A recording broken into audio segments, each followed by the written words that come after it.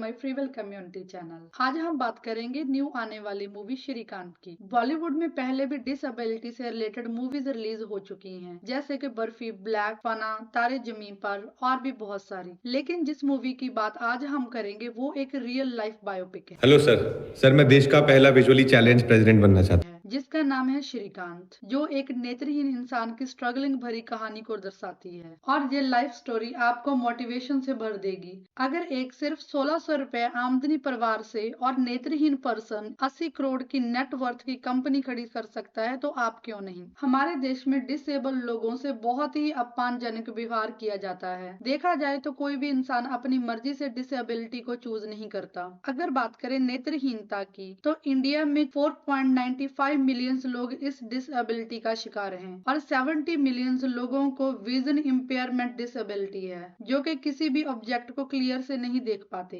राजकुमार राव, जिन्होंने बॉलीवुड में काफी हिट मूवीज दी हैं, जैसे कि शहीद, न्यूटन, ट्रैप, क्षित्री, बधाई दो, सिटी लाइट, लूडो, हिट और भी बहुत सारी। और अब राजकुमार राव श्रीकांत भोला की स्ट्रगलिंग लाइफ को पर्दे पर लेकर आ रहे हैं। श्रीकांत मूवी में दिखाया गया है कि कैसे एक नेत्रहीन बच्चा अपनी जिद से सभी पुरानी मिथ्स को चैलेंज करता है। एक नेत्रहीन व्यक्ति या फिर डिसेबल पर्सन सड़कों पर सिर्फ भीख ही नहीं मांग सकता, वो एक इंडस्ट्री खड़ी कर कर लोगों को काम भी दे सकता है। श्रीकांत भोला एक ऐसा जिद्दी लड़का था जिसने इंडियन एजुकेशन सिस्टम को ही चैलेंज कर दिया था। इंडियन एजुकेशन सिस्टम को ही कोर्ट में खड़ा कर दिया था, क्योंकि श्रीकांत को साइंस सब्जेक्ट पढ़ना था, लेकिन कोई भी स्कूल उनको साइंस सब्जेक्ट देने से मना कर रहे थे। लेकिन श्रीकांत की जिद थी कि जब सब बच्चे पढ़ सकते हैं तो मैं क्यों नहीं। श्रीकांत का मूवी में डायलॉग है, सर न्यूटन ने ग्रेविटी जरूर डिस्कवर की थी, लेकिन इसका मतलब ये नहीं कि किसी ने पहले एप्पल को गिरते नहीं देखा। देखा तो होगा, लेकिन ग्रेविटी के बारे में नहीं सोचा, उसके लिए आंखें नहीं चाहिए। 6 मंथ कोर्ट में केस लड़ने के बाद श्रीकांत को लेटर आया कि वो साइंस सब्जेक्ट ले सकते हैं, लेकिन अपने डिसीजन पर। अगर कोई भी मुश्किल आई तो हम कोऑपरेट नहीं कर पाएंगे। लेकिन फिर भी श्रीकांत ने साइंस सब्जेक्ट को ही चूज किया। फिर उसके बाद अमेरिका की 4 टॉप यूनिवर्सिटीज ने श्रीकांत को विद स्कॉलरशिप इनवाइट किया, जहां से श्रीकांत ने MIT की। श्रीकांत ने सभी बुक्स को ऑडियो बुक्स में कन्वर्ट करवा लिया था, जिससे वो उनको सुनकर अपनी स्टडी कंप्लीट कर सके। श्रीकांत को स्टडी कंप्लीट करने के बाद जॉब्स के बहुत सारे ऑफर्स आने लगे, लेकिन उन्होंने बिजनेस को ही प्रेफरेंस दी, और जिस बिजनेस के जरिए वो अपने जैसे डिसेबल नौजवानों को काम दे सके। श्रीकांत ने बोलांट industries private limited company start की, जो कि इको फ्रेंडली डिस्पोजेबल प्रोडक्ट्स बनाती थी। इस कंपनी में सारे डिस्पोजेबल प्रोडक्ट्स पत्ते और रिसाइकल कागज से बनते थे। आगे चलकर रतन टाटा ने श्रीकांत की आइडियोलॉजी से खुश होकर 1.5 करोड़ इन्वेस्ट किए। श्रीकांत ने अपनी कंपनी को स्टार्ट कर 50 लोगों को काम दिया। श्रीकांत को इस नई सोच के लिए बहुत सारे अवार्ड्स मिल चुके हैं, और इस सफर पर श्रीकांत का साथ उनकी टीचर स्वर्ण लता ने दिया, जो कि अब बोलांट इंडस्ट्री की डायरेक्टर और CEO हैं। आखिर में हम यही कहना चाहेंगे कि सपने वो नहीं होते जो रात को सोने के बाद आए, सपने तो वो होते हैं जो रात को सोने ही ना दें।